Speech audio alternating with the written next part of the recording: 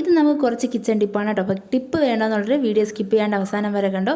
അപ്പോൾ നമ്മുടെ ആദ്യത്തെ ടിപ്പ് എന്ന് പറയുന്നത്, ഇതുപോലെ പുട്ടിനൊക്കെ മാവ് കുഴയ്ക്കാൻ വേണ്ടി എടുക്കുമ്പോൾ ആദ്യം തന്നെ കുറച്ചൊന്ന് ഉപ്പിട്ട് ഒന്ന് മിക്സ് ചെയ്തതിന് ശേഷം നമ്മളിപ്പോൾ 1 കപ്പ് മാവാണ് എടുത്തേക്കണമെന്നുണ്ടെങ്കിൽ 1 കപ്പ് വെള്ളം തന്നെ ഇതുപോലെ ഒന്ന് ഒഴിച്ച് മിക്സ് ചെയ്തൊന്ന് മൂടി വെച്ച് ഒരു 15 മിനിറ്റ് വച്ചതിന് ശേഷം കുഴയ്ക്കുകയാണെന്നുണ്ടെങ്കിൽ നല്ല സോഫ്റ്റ് ആയിട്ടുള്ള പുട്ട് നമുക്ക് ഉണ്ടാക്കിയെടുക്കാൻ വേണ്ടി പറ്റും. നമ്മുടെ മാവ് നല്ല കറക്റ്റ് പാകത്തിന് തന്നെ കുഴച്ച് കിട്ടും കേട്ടോ. അപ്പോൾ എല്ലാവരും ഒന്ന് ട്രൈ ചെയ്ത് നോക്കുക. അപ്പോൾ ഇനി നമുക്ക് നമ്മുടെ രണ്ടാമത്തെ ടിപ്പിലേക്ക് പോകാം.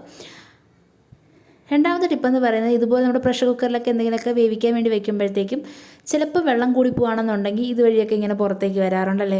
അപ്പോൾ ഇനി വെള്ളം അതുപോലെ പുറത്ത് പോകാണ്ടും നമ്മുടെ ഗ്യാസ് സ്റ്റോപ്പൊന്നും ചീത്തയാവാതിരിക്കാൻ വേണ്ടിയിട്ട് ഇതുപോലെ നമ്മൾ ചോറ് കലമൊക്കെ വയ്ക്കുന്ന ഒരു വളയമുണ്ടല്ലോ, ആ സംഭവം ഇതുപോലെ നമ്മുടെ വിസിലിൻ്റെ ചുട്ടായിട്ട് ഇതുപോലെ ഒന്ന് വച്ച് കൊടുക്കുക. ഇനി വെള്ളം ഇതുപോലെ ചീറ്റുകയാണെന്നുണ്ടെങ്കിൽ പുറത്തേക്കൊന്നും പോവില്ല കേട്ടോ, അവിടെ തന്നെ നിൽക്കും. അപ്പോൾ എല്ലാവരും ട്രൈ ചെയ്ത് നോക്കണം കേട്ടോ, നല്ല അടിപൊളി ടിപ്പാണ്. അടുത്തെന്ന് പറയുന്നത്, നമ്മൾ ദോശയ്ക്കും ഇഡ്ഡലിക്കൊക്കെ മാവൊക്കെ ഇച്ചിരി കൂടുതൽ ദിവസം ആട്ടി വെക്കുകയാണെന്നുണ്ടെങ്കിൽ ഫ്രിഡ്ജിൽ ഇരിക്കുമ്പോൾ 2-3 ദിവസം കഴിയുമ്പോൾ എന്തായാലും അത് പുളിക്കും. അപ്പോൾ ഇനി പുളിക്കാതിരിക്കാനും നമ്മുടെ ദോശ നല്ല സോഫ്റ്റായിട്ടും പഞ്ഞി പോലെയൊക്കെ ഉണ്ടാക്കി എടുക്കാൻ വേണ്ടിയിട്ട് അതിലേക്ക് ഇതുപോലെ കുറച്ച് വെളിച്ചെണ്ണ ഒന്ന് ഒഴിച്ച് കൊടുക്കുക കേട്ടോ. ഇങ്ങനെ ചെയ്യണ കൊണ്ടിട്ട് നമ്മുടെ ഇഡ്ഡലി ആയാലും ദോശയായാലും നല്ല സോഫ്റ്റായിട്ട് ഉണ്ടാക്കാനും പറ്റും. കൂടാതെ നമ്മുടെ മാവ് പുളിപ്പൊന്നും ഇല്ലാണ്ട് കുറച്ചധികം ദിവസം തന്നെ കൂടുതലായിട്ട് ഇരിക്കുകയൊക്കെ ചെയ്യും കേട്ടോ. അപ്പോൾ ഇനി നിങ്ങളൊക്കെ മാവ് ഇതുപോലെ അരച്ച് വെക്കുമ്പോഴത്തേക്കും ഇതുപോലെ ഒന്ന് ട്രൈ ചെയ്ത് നോക്കണം കേട്ടോ. അടുത്ത് നമ്മുടെ മൂന്നാമത്തെ ടിപ്പിലേക്ക് പോവാം. കുറച്ച് മുരിങ്ങയ്ക്കൊക്കെ ഇത് നമ്മൾ ഫ്രിഡ്ജിലൊക്കെ മേടിച്ച് വെക്കുകയാണെന്നുണ്ടെങ്കിൽ കുറച്ച് ദിവസം കഴിയുമ്പോഴത്തേക്കും അതൊക്കെ ചുക്കി ചുളിഞ്ഞ് പോകാറുണ്ടല്ലേ, നേരെ ഇരിക്കില്ല, വാടി പോകാറുണ്ട്. അപ്പോൾ ഇനി നമ്മുടെ മുരിങ്ങയ്ക്കൊക്കെ കൂടുതലായിട്ട് മേടിച്ച് വെക്കുമ്പോൾ ഫ്രഷ് ആയിട്ടിരിക്കാൻ വേണ്ടി ഇതുപോലെ കുറച്ച് ഓയിലൊന്ന് സ്പ്രെഡ് ചെയ്ത് കൊടുത്തിട്ട് ടിഷ്യൂ പേപ്പറിലോ ഇല്ലെങ്കിൽ നമ്മുടെ ന്യൂസ് പേപ്പറിലോ ഇതുപോലെ ഒന്ന് റാപ്പ് ചെയ്ത് വെച്ച് കൊടുക്കാം കേട്ടോ. നല്ല രീതിക്ക് ഒന്ന് ഇറുക്കി പൊതിഞ്ഞ് ആവശ്യത്തിനുള്ളത് ഇതുപോലെ ഒന്ന് റെഡിയാക്കി വെച്ചൊരു കവറിലിട്ട് വെച്ച് ഫ്രിഡ്ജിനകത്ത് വെച്ച് കഴിഞ്ഞാൽ നല്ല അടിപൊളിയായിട്ട് ഫ്രഷ് ആയിട്ട് ഇന്ന് ഉണങ്ങി പോകാണ്ട് നമ്മുടെ മുരിങ്ങയ്ക്കൊക്കെ സ്റ്റോർ ചെയ്ത് വെക്കാൻ വേണ്ടി പറ്റും.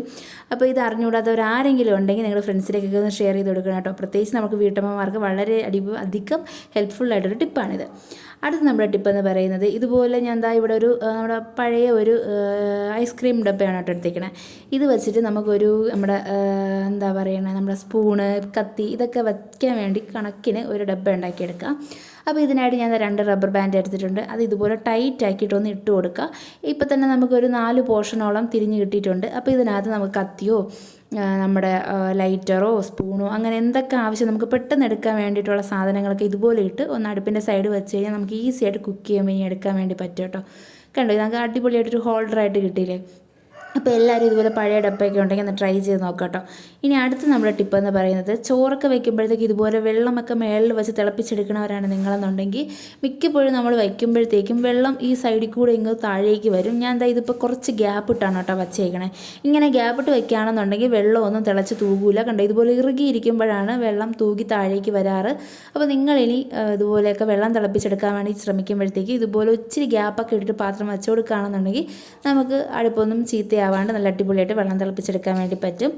അടുത്ത ടിപ്പ് നമ്മുടെ ലാസ്റ്റ് ടിപ്പാണ് കേട്ടോ. ഇതെന്ന് പറയുന്നത്, ചീരയൊക്കെ നമ്മൾ കട്ട് ചെയ്തെടുക്കുക ഇച്ചിരി പാടാണല്ലേ. അപ്പോൾ നമ്മൾ കട്ട് ചെയ്യുമ്പോഴത്തേക്ക് ഇതുപോലെ ഒരു റബ്ബർ ബാൻഡ് എടുക്കുക. എന്നിട്ട് അതിനെ എല്ലാം കൂടെ ഒത്ത് ചേർത്തിട്ട് ഇതുപോലെ മേളിലൊന്ന് ടൈറ്റ് ചെയ്തൊരു ബാൻഡ് ഇട്ട് കൊടുക്കുക.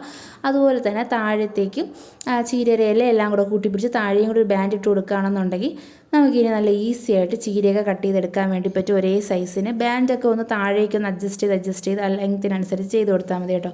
അപ്പോൾ ഇന്നത്തെ ടിപ്പ് ഇത്രയേ ഉള്ളൂ. അപ്പോൾ ടിപ്പൊക്കെ നിങ്ങൾക്ക് ഇഷ്ടമായെന്ന് പ്രതീക്ഷിക്കുന്നു. വീഡിയോ ഇഷ്ടമായെങ്കിൽ ഇപ്പോൾ തന്നെ ലൈക്ക് ചെയ്യുക. നിങ്ങളുടെ ഫ്രണ്ട്സൊക്കെ ആരെങ്കിലുമൊക്കെ ഉണ്ടെങ്കിൽ അവർക്കൊക്കെ ഈ വീഡിയോസൊക്കെ ഒന്ന് ഷെയർ ചെയ്ത് കൊടുക്കുക കേട്ടോ. അപ്പോൾ ഇതുപോലെ മറ്റൊരു കിച്ചൺ ടിപ്പായിട്ട് നമുക്ക് വീണ്ടും കാണാം. അതുവരെ tata, bye bye, see U.